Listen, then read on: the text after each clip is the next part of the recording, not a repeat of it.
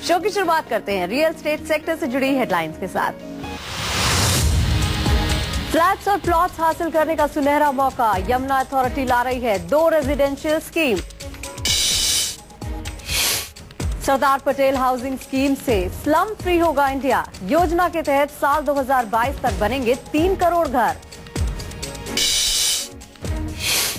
दीपावली पर लॉन्च होगी GDA की हाउसिंग स्कीम में हाई इनकम ग्रुप के लिए 370 और लो इनकम ग्रुप के लिए 1500 फ्लैट्स। और DDA हाउसिंग स्कीम 2014 की आवेदन तिथि खत्म, 15 अक्टूबर को थी आवेदन की अंतिम तिथि, अब 5 नवंबर को होगा स्कीम का ड्रॉ।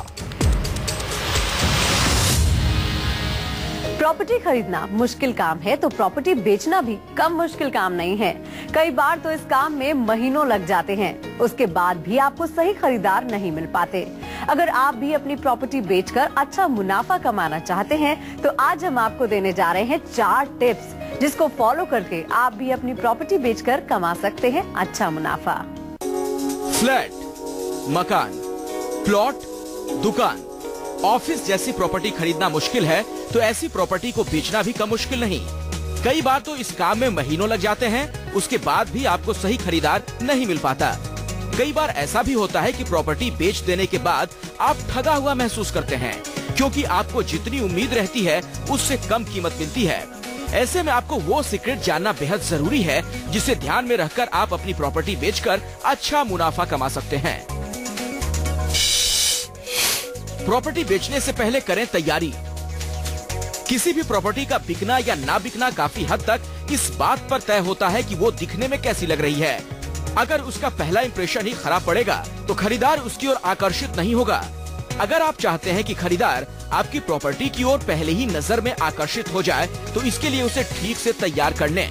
हो सकता है कहीं पेंट उखड़ रहा हो, कहीं सीलन हो, कहीं टूट फूट हो तो उसे ठीक करा लें। रंग रोगन कराकर प्रॉपर्टी का लुक बेहतर कर लें। बाथरूम और किचन में पुरानी चीजों को बदलकर उनकी जगह नई चीजें लगवा सकते हैं। ऐसा करके आप अपनी प्रॉपर्टी की बेहतर कीमत तय कर सकते हैं। बेचने से पहले मार्केट सर्च करें। बहुत बार सारी तैयारियों के बावजूद प्रॉपर्टी केवल इसलिए नहीं बिक पाती कि आप उसकी सही कीमत नहीं तय कर पाते। अगर आपने अपने एरिया में चल रहे प्रॉपर्टी के भाव से कम कीमत की तो आपको अपनी प्रॉपर्टी की बिक्री से नुकसान होगा। दूसरी ओर अगर आप प्रॉपर्टी की अधिक कीमत तय करेंगे तो आपको खरीदार मिलने में काफी दिक्कत होगी। सही कीमत तय करने का एक तरीका यह है कि आप अपने क्षेत्र में अपनी प्रॉपर्टी की ही तरह की ऐसी प्रॉपर्टी के रेट पता करें जो पिछले कुछ महीनों में बिकी हो। मार्केट को सर्च करने के बाद ही प्रॉपर्टी का दाम तय करें। प्रॉपर्टी के दस्तावेज रखें तैयार। प्रॉपर्टी बेचने से पहले जरूरी है कि आप सभी दस्तावेज तैयार रखें। आपके पास ओरिजिनल सेल डीड होनी चाहिए। इसके अलावा अगर आपने किसी डेवलपमेंट अथॉरिटी से प्रॉपर्टी ली है तो आपके पास उसका अलॉटमेंट लेटर और पोजीशन लेटर भी होना चाहिए। अगर आपने होम लोन लेकर प्रॉपर्टी खरीदी थी और वो लोन पूरा हो चुका है तो बैंक की ओर से जारी किया गया वो लेटर आपके पास होना चाहिए जिसमें ये लिखा गया हो कि आपने कर्ज चुकता कर दिया है। इसके अलावा अगर आपने प्रॉपर्टी गिरवी रखकर कोई कर्ज लिया है तो इससे जुड़े कागजात भी ले लें। अपनी प्रॉपर्टी को बिक्री के लिए पेश करने से पहले ये सुनिश्चित करें कि सभी तरह के ड्यूज क्लियर हो जाएं। प्रॉपर्टी टैक्स, सारे यूटिलिटी बिल सभी उस समय तक जमा होना चाहिए। सोसाइटी का मेंटेनेंस फी भी चुकता कर दें और उससे NOC लेना ना भूलें। ज्यादा ग्राहकों तक पहुंचने की करें कोशिश।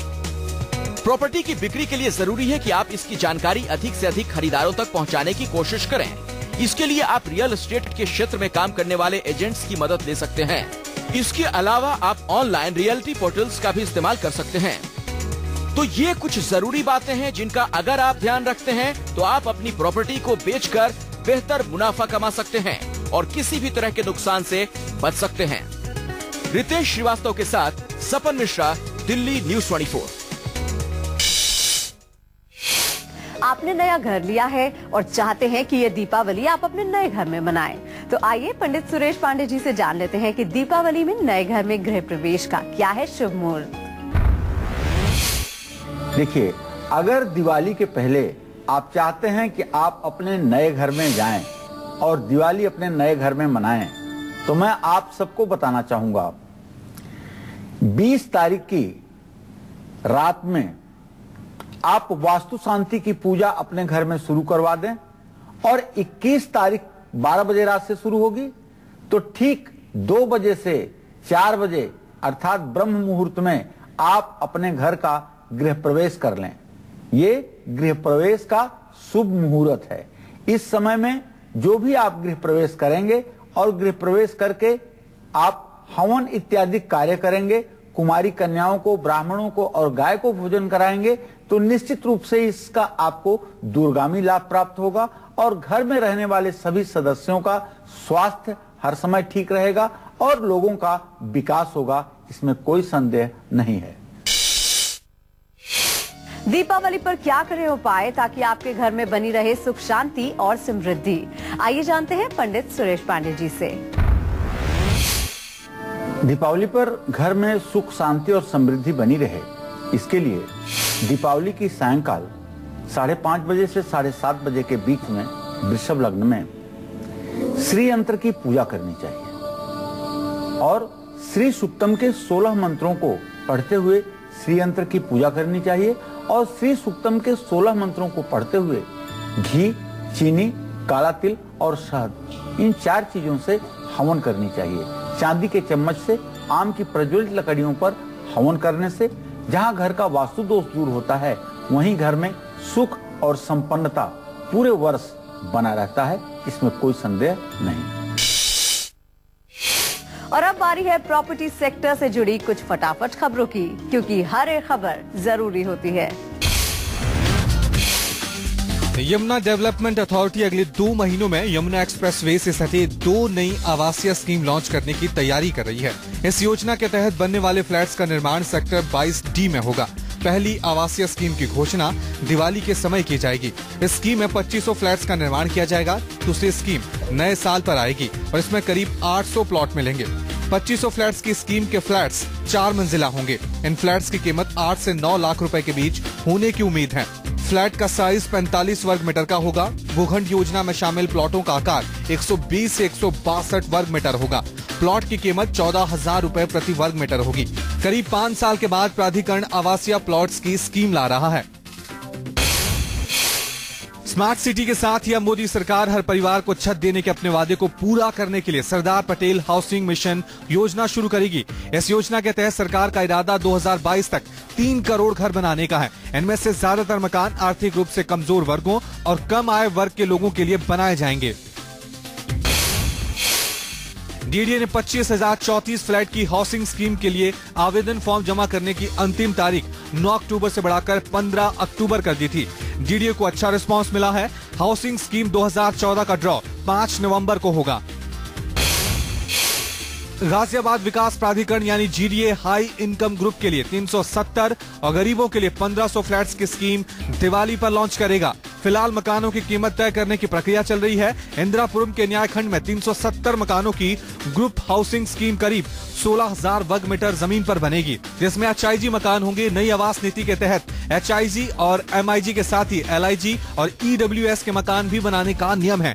ऐसे में स्कीम के तहत करीब 750 ईडब्ल्यूएस और 750 एलआईजी कैटेगरी के फ्लैट्स होंगे। ये मकान इंदिरापुरम, राजनगर एक्सटेंशन, NH24 और क्रॉसिंग रिपब्लिक में होंगे। जीडीए के इन मकानों को प्राइवेट बिल्डर बनाएंगे। स्कीम लॉन्च करने के लिए आधे से ज्यादा मकान तैयार हैं, जिनका आवंटन जीडीए करेगा। क्या आपको पता है कि आपका बेडरूम आपकी सेहत और संपन्नता का सूचक होता है?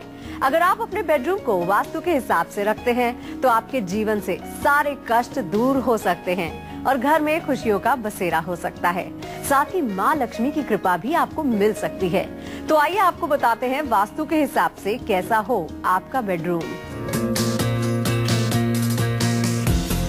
हर किसी को एक ऐसे घर की चाहत होती है जहां वो अपने परिवार के साथ सुखी और खुशहाल जीवन जी सके। एक अदद घर के लिए इंसान जी तोड़ मेहनत करता है। अपनी जिंदगी भर की कमाई का एक बड़ा हिस्सा घर खरीदने में लगा देता है। हर वो जतन करता है ताकि उसका परिवार परेशानियों से मुक्त रहे। लेकिन कई बार हर जतन के बावजूद घर में परेशानियों का डेरा रहता है। क्या आपको ये पता है आपके घर का बेडरूम आपकी सेहत और आपकी संपन्नता का सूचक है? अगर आप अपने बेडरूम को वास्तु के हिसाब से रखते हैं तो आपके जीवन से सारे कष्ट दूर हो जाते हैं और घर में खुशियों का बसेरा हो सकता है। साथ ही माँ लक्ष्मी की कृपा भी आपको मिल सकती है। तो आइए आपको बताते हैं बेडरूम का वास्तु क्या कहता है।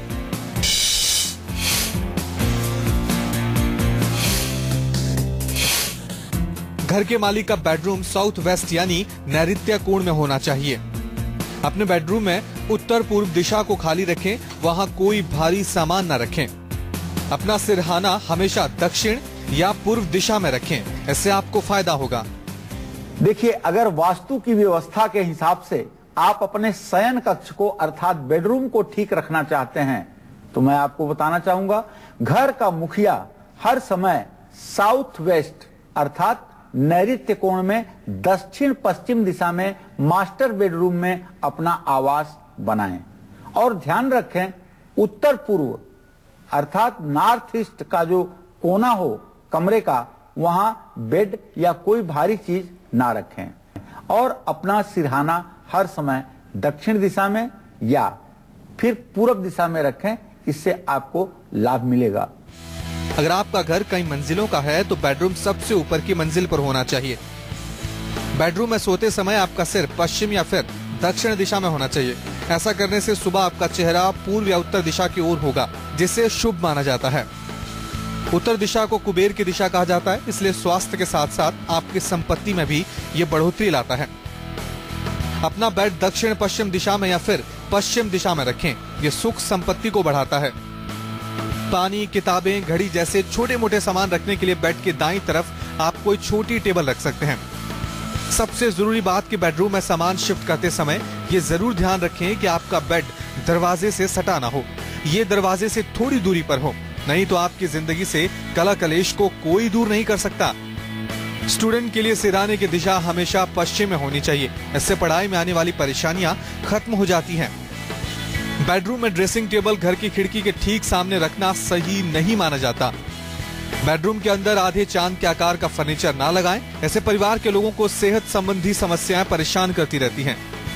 बेडरूम के साथ अगर आप बाथरूम बनवा रहे हैं तो इसके लिए आप कमरे की उत्तर या पश्चिम दिशा को चुनें। आपके बेडरूम का दक्षिण पश्चिम या फिर पश्चिम कोना खाली नहीं रहे, इस बात का ध्यान रखना होगा।